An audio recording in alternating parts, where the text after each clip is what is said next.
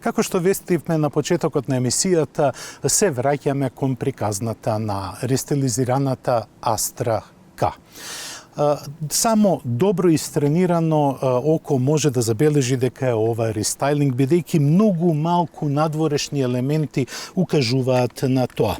Една техничко подобрување е што испод оваа маска има жалузини кои се отвораат и затвораат по потреба. Тие имаат две функции. Едната е кога се затворени во зимски услови да обезбедат, уствари да го избегнат ладниот старт на моторот и што побрзо да се постигне неговата работна температура. Кога се отворени, се разбира дека овие жалузини овозможуваат поголем проток на воздухот, а кога се вози со голема брзина, тие повторно се затвараат за да го канализираат текот на воздухот испод автомобилот. Со ова се добива дури 23% поголема економичност при возењето.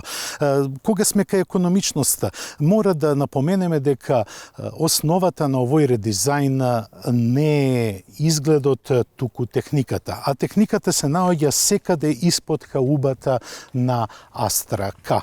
Па кога сме испод каубата, ќе зборуваме за моторите и именувачите. Но тоа може да го направиме возејќи.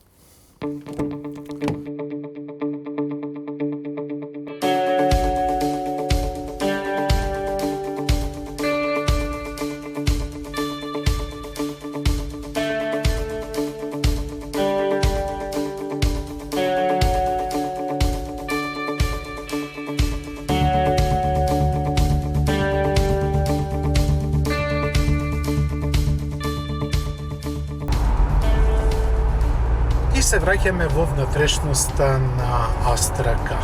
И тука се чувствуваат најголемите промени со рестайлингот на оваа генерација. Пред се, внатрешноста, како што е шалтаблата, централната конзола, има потполно иста графика како што има актуелната инсигнија. Тоа значи дека прегледноста е одлична и внатре во внатрешноста на Астра се чувствувате многу удобно. Иако е подпирањето потврдо во однос на претходничката, тоа профитира со возните својства, односно дава многу подобри возни својства кои заедно со електрохидравличниот управувач прават да се чувствувате многу динамично на работното место на возачот. А кога сме кај динамиката, треба да се спомене дека со новата генерација ни доаѓаат и нови мотори. Нови мотори трицилиндерски и тие се направени по строгите регулативи на Европската комисија.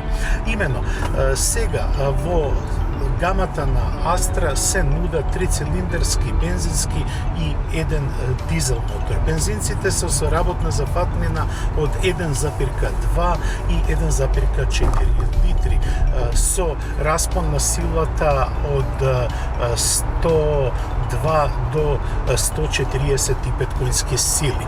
Но овој мотор за чиј управувач седам ја е 1,4 литрен и има 220 Нм вртежен момент. Некој ќе каже дека е малку, но еве ќе компарираме со еден друг производ од едно друго време на Opel.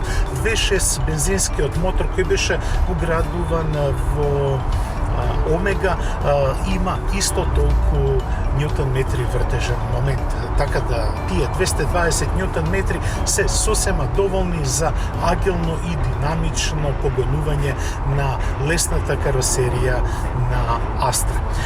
Кај нас популарни се дизелите, а кај нив новост е 1,5 литрениот мотор кој располага со две силини од 105 и 122 конски сили, кои се сосема доволни да постигнат само 90 грама CO2 емисија на штетни издувни гасови на километар и тие мотори, дизелите, па и бензинците се по Евро 6 стандардот, но D норма, кој е многу блиску до Евро 7. Opel Astra treba naskoro da pristigne во Македонија.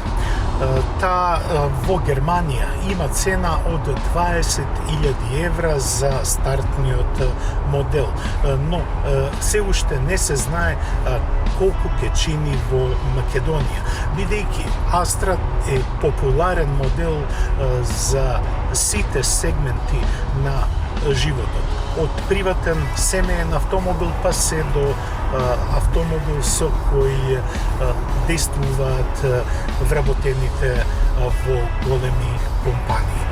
Па затоа цената е од клучно значење за овој модел.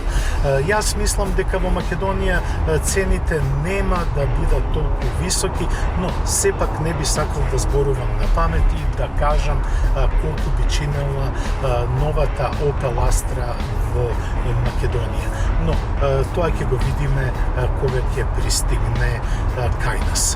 Јас ви благодарам за вниманието. До гледање до следната емисија на Автомагазин за 7 дена. Пријатно.